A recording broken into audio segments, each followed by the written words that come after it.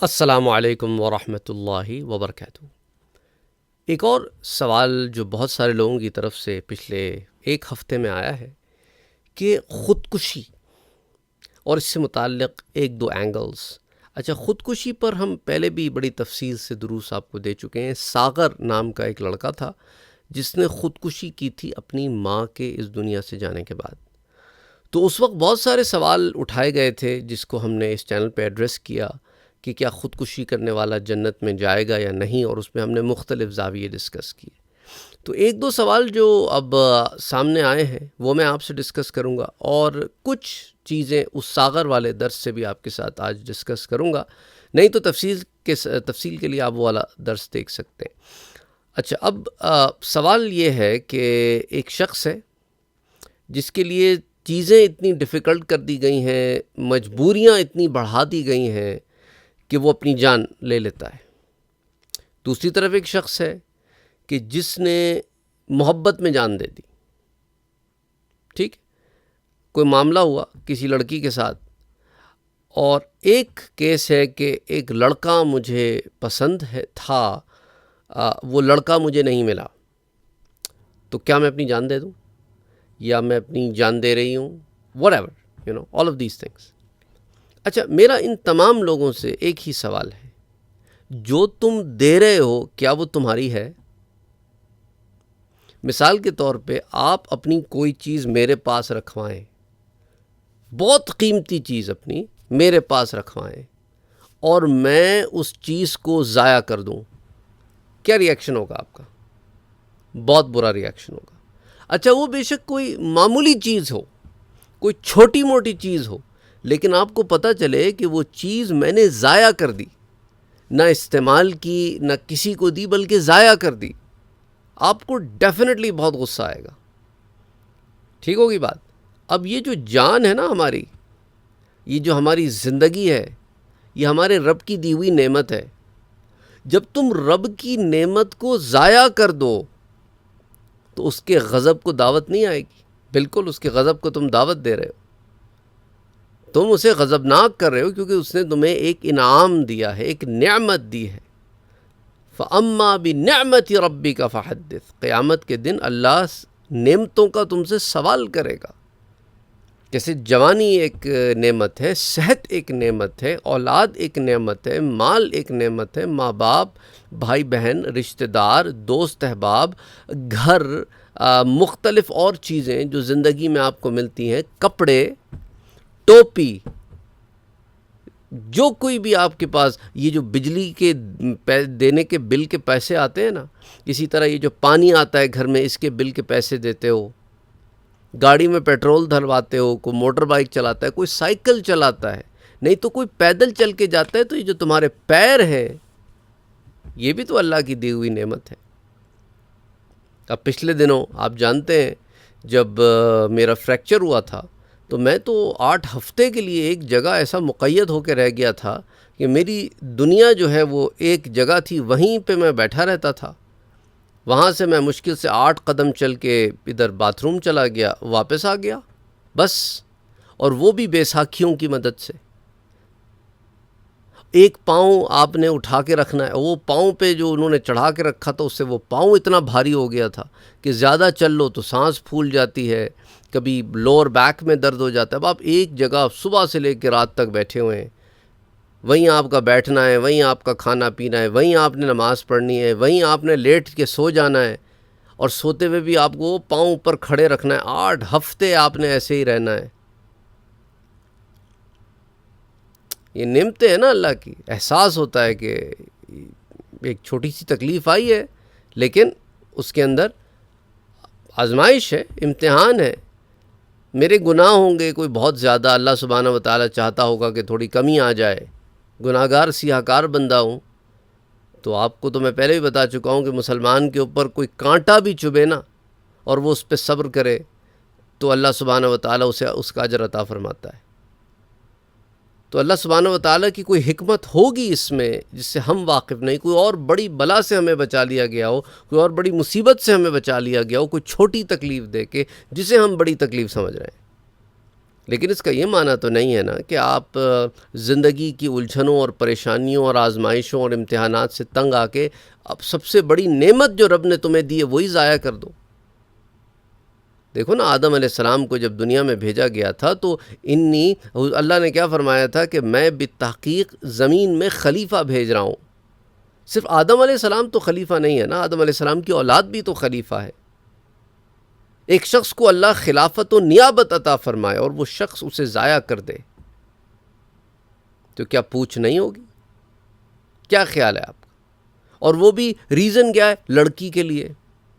یعنی اتنے چھوٹے چھوٹے سے ریزنز جنہیں ہم نے زندگی کا محور بنایا ہوا ہے، زندگی کا گول اور نظم العین بنایا ہوا ہے۔ لڑکی نہیں ملی تو مر جاؤں گا، لڑکا نہیں ملا تو مر جاؤں گا۔ یعنی تمہاری زندگی یہ ہے، یعنی تمہاری رب سے محبت اتنی کم ہے کہ رب کہہ رہا ہے ایک کام نہیں کرنا، لیکن کسی اور کے لیے تم وہ کام کر رہے ہو، اور وہ اور بھی تمہیں نہیں کہہ رہا یہ کرنے کے لیے۔ یعنی کہ تمہاری ذات اتنی زیادہ غیر کی طرف جھک گئی ہے کہ رب کے احکامات جو ہے وہ تمہیں سمجھ نہیں آتے۔ اس سے اندازہ کریں کہ ہمارے دل میں اس رب کی جو رب کائنات ہے، جو خالق ہے، ہمارا مالک ہے، ہمارا جو کہتا ہے کہ الا یعلم من خلق، کیا وہی نہیں جانے گا جس نے تمہیں پیدا کیا ہے، جو کہتا ہے کہ فإن مع العسر یسرا، کہ بھئی دیکھو ہر مشکل کے بعد آسانی بھی ہے، اور ہر مشکل کے بعد آسانی بھی ہے۔ تو آسانی جب آئے، وہ کہہ رہا ہے، اور وہ کہہ رہا ہے کہ ہم کسی کے اوپر اس کی برداشت سے زیادہ بوجھ نہیں ڈالتے، تو پھر یہ سارے معاملے رکھتے ہوئے تم پھر کیسے how can you give up? How can you give up? آپ اتنی جلدی ہمت کیسے ہار سکتے ہیں، جبکہ اللہ سبحانہ وتعالیٰ قرآن کریم میں خود فرماتا ہے کہ اگر تم نے سب سے پتہ ہے گندا غلیظ کام دنیا میں کیا ہے؟ گناہ سب سے گھٹیا غلیظ کام ہے دنیا کا۔ اور اللہ کہتا ہے اگر یہ گھٹیا غلیظ کام تم نے اتنا کر لیا ہے کہ اس میں تم نے اسراف کر دیا ہے، گناہوں کے انبار ڈھیر لگا دیے ہیں، تو لا تقنطوا من رحمت اللہ، لا تقنطوا من رحمت اللہ، اللہ کی رحمت سے پھر بھی نا امید نہ ہونا، آنا میرے پاس، معافی مانگنا، توبہ کرنا، استغفار کرنا، میں تمہیں معاف کر دوں گا، میں تمہیں معاف کر دوں گا۔ کہ دیکھو وہ لوگ جو توبہ کرتے ہیں، ایمان لاتے ہیں، شرک جو ہے نا وہ سب سے بڑا گناہ ہے اور سب سے بڑا ظلم ہے، ظلم عظیم ہے، سب سے بڑا ظلم ہے جو انسان اپنی جان پہ کرتا ہے۔ تو اللہ کیا فرماتا ہے؟ تم توبہ کرو، ایمان لاؤ، نیک عمل کرو، میں تمہیں بخش دوں گا۔ تو الا الذین آمنوا وعملوا الصالحات فلہم اجر غیر ممنون، کے لیے کبھی نہ ختم ہونے والا اجر ہے۔ الا الذین آمنوا وعملوا الصالحات وتواصوا بالحق وتواصوا بالصبر، جو ڈٹے رہے، جمے رہے حق اور سچ کے ساتھ، صبر کے ساتھ۔ اور تم صبر کا دامن ایسے ہی چھوڑ دیتے ہو، تمہاری جان اتنی فالتو ہے کہ کوئی تمہیں تنگ کرے گا تو تم جان دے دو گے، قرض چڑھے گا تو تم جان دے دو گے، بھوک آئے گی تو تم جان دے دو گے۔ حالانکہ قرآن خود کہتا ہے کہ لیبلونکم، ہم تمہیں آزمائیں گے، کبھی خوف سے، کبھی بھوک سے، کبھی تمہیں مختلف آسائش و آلائشوں میں، کبھی تمہاری جانوں میں، کبھی تمہارے پیاروں کی جانوں میں آزمائش آئے گی آئے گی آئے گی۔ پھر دیکھتے ہیں کہ تم میں سے کون لوٹتا ہے اچھے عمل کر کے۔ سورہ ملک پڑھتے ہو نا رات کو، لیبلوکم ایکم احسن عملا، پھر دیکھتے ہیں تم میں سے کون اچھے عمل کر کے لوٹتا ہے۔ یہاں تو اپنی جان لے کے لوٹ رہا ہے، وہ بھی کسی بیکار سی چیز کے لیے۔ یاد رکھو اللہ تعالیٰ قرآن میں کیا فرماتا ہے؟ ان اللہ اشتری من المؤمنین انفسہم، ایمان والوں تمہاری جانیں تو تمہارے رب نے تم سے خرید لی ہیں، یعنی جان دی ہوئی اسی کی تھی۔ حق تو یہ ہے کہ حق ادا نہ ہوا، جان دی ہوئی اسی کی تھی۔ یہ جو جان دینے والی بات ہے وہ رب کی رضا میں ہے، اپنی خواہشات نفس میں نہیں۔ تو اللہ نے جب تمہاری جانیں تم سے خرید لی، حالانکہ وہ جانیں اسی نے تم کو دی تھیں، تو پھر تمہارا اس پہ کیا حق ہے؟ ویسے بھی حق نہیں تھا، لیکن اس نے تمہاری ایمان لانے کے سبب تم سے تمہاری جانیں لے لی ہیں کہ اب وہ اس کی ہیں، ویسی بھی اسی کی ہیں۔ لیکن اس نے تم پہ کرم کیا کہ تمہیں جنتوں کے سودے کیے تمہارے ساتھ، کہ تم یہ کرو میں تمہیں جنتیں عطا میں تمہیں اپنی رضا عطا فرماؤں گا، جس کو میں اپنی رضا عطا فرماتا ہوں اسے جنتوں میں داخل کرتا ہوں۔ ان اللہ اشتری من المؤمنین انفسہم، اور صرف تم ان کی جانیں نہیں، تمہارے مالوں کو بھی تم سے خرید لیا ہے، یعنی تمہارے مالوں میں بھی اسی کا حق ہے، دیا بھی اسی نے، حق بھی اسی کا ہے کہ مما رزقناہم ینفقون، کہ جو اس نے دیا ہے اس میں سے خرچ کرتے ہیں۔ تو یہ ساری باتیں آپ کو بتانے کا مقصد یہ ہے کہ جب آپ کا کچھ ہے ہی نہیں تو آپ ضائع کرنے والے ہوتے کون ہو؟ چاہیے تو یہ تھا کہ آپ صبر و استقلال سے رب کی، دیکھو نا یہ سارے معاملے کون آپ کے لیے کر رہا ہے؟ رب کر رہا ہے۔ آپ پہ جو آزمائش آ رہی ہے، جو مشکلات آ رہی ہیں، جو پریشانیاں آ رہی ہیں، جو چیزیں آپ کی مرضی اور منشا کے بغیر کے خلاف ہو رہی ہیں، وہ آپ کے لیے صبر آزما لمحے ہیں۔ وہاں تو چاہیے تھا کہ آپ ڈٹ جاتے، جم جاتے، آپ کہتے کہ میرے رب نے میرے لیے فیصلہ فرمایا ہے، کوئی بہتری ہوگی کہ آسان تکرہوا شیئا وہو خیر لکم، کہ کوئی شے ہے جس سے تم کراہیت محسوس کرتے ہو پر اس میں تمہارے لیے خیر ہے۔ وہ آسان تحبوا شیئا وہو شر لکم، ایک چیز ہے جس سے تم محبت کرتے ہو کہ تمہیں مل جائے پر اس میں تمہارے لیے خیر نہیں ہوتی، شر ہوتا ہے۔ تو اللہ نے تو تمہیں ایک شر سے محفوظ رکھا لیکن تم نہیں جانتے۔ جب تم جانتے نہیں تو ہوتے کون ہو اس قسم کی باتیں کرنے والے یا اس قسم کے عمل کرنے والے جسے رب تعالیٰ نے منع فرمایا ہے، اس کے پیارے نبی صلی اللہ علیہ وآلہ وسلم نے منع فرمایا ہے۔ ایک آدمی میدان جنگ میں زخمی پڑا ہے اور پھر فوت ہو جاتا ہے، صحابہ کہتے ہیں کہ واہ کیا دلیر آدمی ہے، یہ تو جنتی ہے، اور میرے پیارے نبی کیا کہتے ہیں؟ نہیں، اس نے دوزخ کمائی ہے، جنت نہیں کمائی۔ جب لڑا تو اللہ کے لیے نہیں لڑ رہا تھا، ریا کے لیے لڑ رہا تھا، اپنی قوم کے لیے لڑ رہا تھا، دکھاوے کے لیے لڑ رہا تھا، اور مرا تو جب اس کے اوپر زخم زیادہ ہو گئے اور برداشت نہ ہوئی تو اپنے ہی خنجر کو اپنے ہی سینے میں گھوپ کے خودکشی کر کے مر گیا۔ تو نہ اللہ کے لیے لڑا نہ اللہ کے لیے مرا، تو ایسے شخص کا جنت میں کوئی کام ہی نہیں۔ سمجھ آئی بات آپ کو؟ تو اس لیے ایسے پٹھے الٹے سیدھے قسم کے فیصلے نہ کیا کرو۔ جب تمہاری چیز ہی نہیں ہے تو تم ہوتے کون ہو اس کے اندر فیصلہ کرنے والے؟ تمہیں کوئی حق نہیں۔ اور جہاں تک بات رہی اس بات کی کہ کیا وہ جنت میں جائیں گے، اب اس کے اندر سچویشنز ہیں۔ مثال کے طور پہ ایک شخص ہے جو اسے حرام جانتا ہے پر کرتا ہے تو گناہ کبیرہ کا مرتکب ہوتا ہے، ابھی کفر تک نہیں پہنچا، تو جب کافر نہیں ہے تو ہمیشہ کے لیے جہنم میں نہیں رہے گا۔ ایک شخص ہے جو گناہ کبیرہ کو جو کہ حرام ہے اسے حرام ہی نہیں سمجھتا، تو وہ تو کافر ہو گیا۔ جو حرام کو حلال سمجھے اور حلال کو حرام، وہ تو اسلام سے خارج ہو گیا، اور خارج ہونے والے کا دین میں یہی ہے معاملہ کہ جنت میں اس کے لیے کچھ نہیں ہے کیونکہ وہ دین پر ہی نہیں ہے۔ اور ایک آدمی ہے جس کی عقل معوف ہے، وہ پاگل ہے، دیوانہ ہے، عقل ہی نہیں ہے نا اس کے پاس، وہ اگر کوئی کام کر جائے تو ان کے اوپر سے تو ویسی قلم اٹھا لیا جاتا ہے، دیوانے پاگل پر سے تو قلم اٹھا لیا جاتا ہے، اس کے نامہ اعمال نہیں لکھا جاتا۔ اگر کوئی آدمی اتنا زیادہ دواؤں میں ہے کہ ہوش کھو بیٹھتا ہے، یا ویسی ذہنی طور پہ مریض ہے، یا کسی بھی قسم کی سائیکولوجیکل ڈس آرڈر کا شکار ہے، ذہنی طور پر، دماغی طور پر، یا واقعی 100% پاگل دیوانہ ہے، تو ایسے شخص کا معاملہ تو جدا ہے، کیونکہ اس کا نامہ اعمال بند ہو چکا ہے اس وقت جب کہ وہ ہوش میں نہیں ہے، تو ایسے شخص سے مواخذہ نہیں ہے۔ لیکن جو شخص ہوش و حواس میں ایسے عمل کرتا ہے، یہ جان کر کہ یہ کام منع ہے، لیکن اپنے جذبات میں آ کے جذباتی ہو کے ایسے عمل کرتا ہے، تو یاد رکھو اگر تو اس نے حرام کو حلال جان کے کیا ہے تو وہ دائرہ اسلام سے خارج ہو کے مرا ہے، اور وہ قبر میں بھی عذاب میں ہے اور حشر میں بھی عذاب میں ہوگا۔ لیکن کسی نے حرام کو حرام سمجھا لیکن پھر بھی کر بیٹھا تو پھر عذاب تو ہے پر دائمی نہیں ہے۔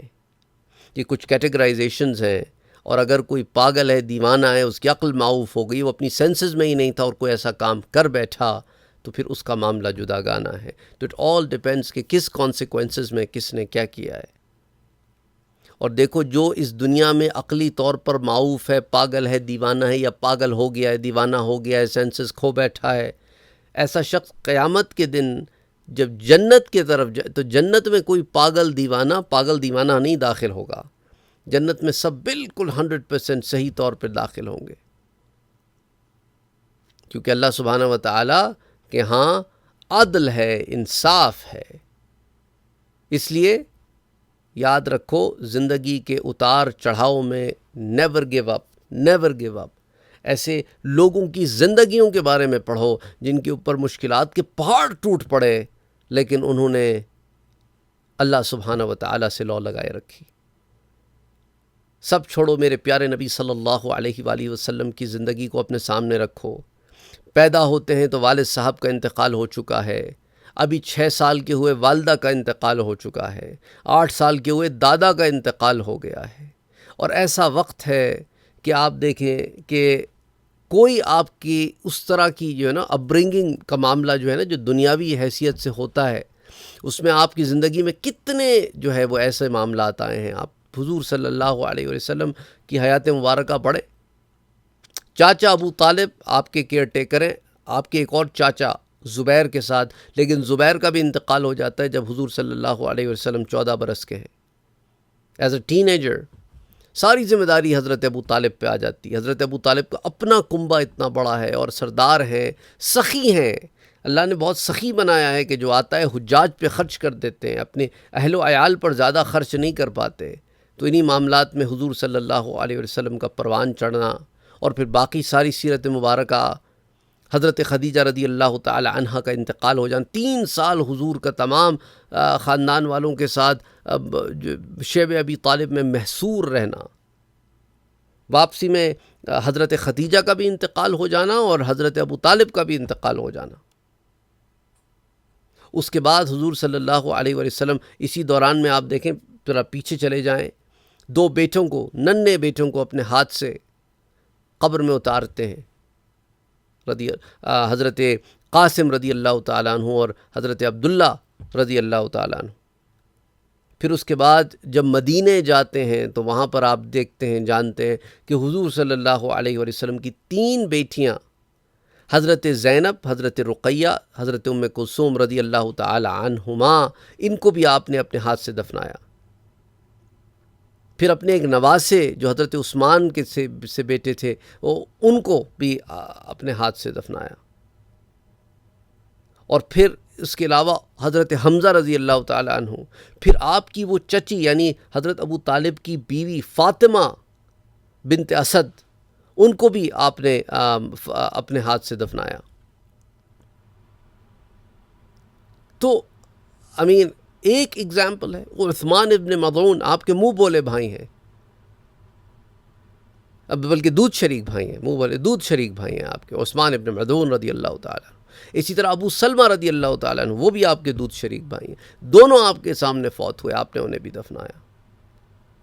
مطلب یہ تو میں وہ باتیں کر رہا ہوں، وہ پیارے جو حضور سے بچھڑ گئے اور مختلف حالات میں بچھڑے ہیں. اور اس کے علاوہ اور کتنے معاملات ہیں آپ دیکھیں.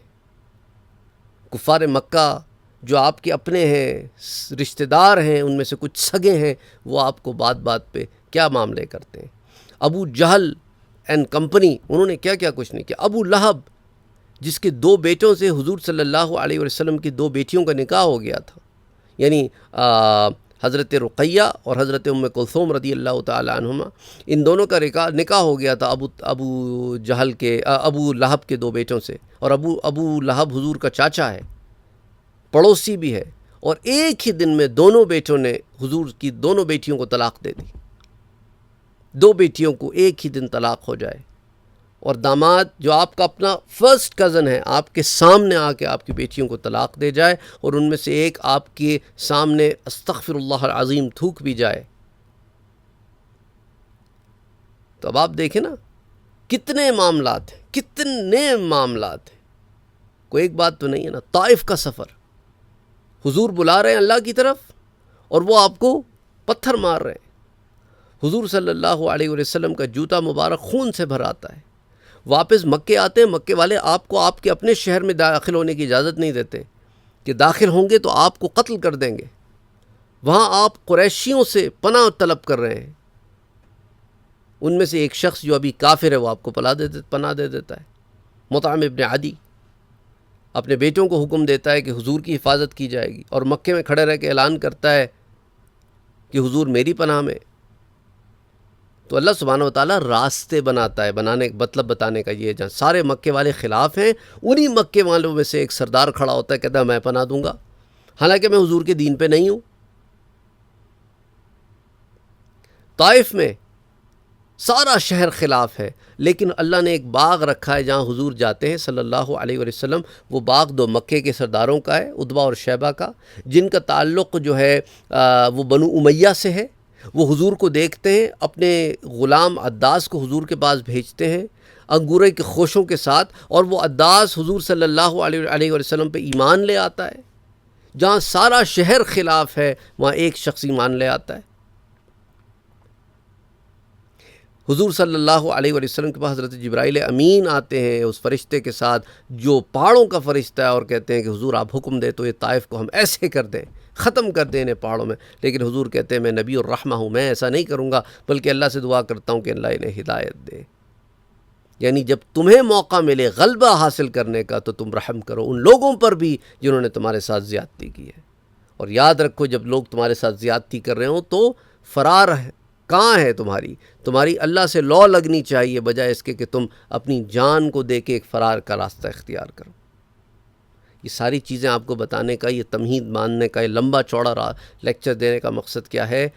اپنی زندگی کو ویسٹ نہ کرو، اپنے وقت کو ویسٹ نہ کرو، اپنی جوانی کو ویسٹ نہ کرو. یہ ٹائم تو گزر جاتا ہے، وقت کا کیا ہے، گزرتا ہے، گزر جائے گا. لیکن تم نے کیا کمایا ہے، دیٹ میکس اے ڈفرنس. کہ مٹے نامیوں کے نشاں کیسے کیسے، زمیں کھا گئی آسماں کیسے کیسے، نہ گورے سکندر نہ ہے قبر دارا، مٹے نامیوں کے نشاں کیسے کیسے. لوگ تو آتے ہیں جاتے ہیں چلے جاتے ہیں، خبر ہی کوئی نہیں. بڑے بڑے لوگ آئے چلے گئے، آپ اور ہم انہیں جانتے بھی نہیں ہیں. اپنے زمانے میں ان کا سورج بولتا تھا. تو اس لیے it's very important that you don't waste your time. ٹھیک ہوگی بات؟ تو یاد رکھیں، دین اوور دنیا. یہ خاص کر کے آپ کے لیے میں نے پہنی ہے یہ ٹی شرٹ. لوگوں کو کبھی اعتراض بھی ہو جاتا ہے آپ ٹی شرٹس کیوں پہنتے ہیں. کوئی مسئلہ نہیں ہے، ٹی شرٹس پہنی جا سکتی ہیں. اس میں بھی ایک ہمارے ہاں لوگ پوری چیزیں چھوڑ کے نا، جو اتنا بڑا لیکچر ہوتا ہے وہ سارا چھوڑ کے چھوٹی چھوٹی چیزوں کے پیچھے پڑ جاتے ہیں. آپ نے فلاں ٹوپی کیوں پہنی، آپ نے فلاں چیز کیوں پہنی. وہ اللہ کے بندے، تمہیں 20 منٹ میں تم یہی دیکھ رہے تھے کہ میں نے کیا پہنا ہوا ہے. عجیب مزاج ہے ہمارے ہاں لوگوں کا، اللہ ہدایت دے. اور کیا کہہ سکتے ہیں، بات سننے کے بجائے دوسری چیزوں کو دیکھتے رہتے ہیں. ایسے لوگوں سے میں کہتا ہوں کہ زیادہ مسئلہ ہے بھائی میرے ساتھ، تو ایسا کیا کرو، پلے کر کے فون اپنا فلپ کر دیا کرو تاکہ میری باتیں سن لو. مجھے دیکھنے میں اتنا ٹائم نہ لگاؤ، میں کوئی دیکھنے کی چیز نہیں ہوں. میں آپ سے اللہ رسول کی بات کرنے آتا ہوں، یہاں پہ اللہ رسول کا پیغام دیتا ہوں. اس کے اندر آپ نے اللہ رسول کا پیغام سننا ہے، مجھے نہیں دیکھتے رہنا. اللہ سبحانہ و تعالی ہدایت دے. آمین. اللہم صلی علی محمد وعلی آل محمد.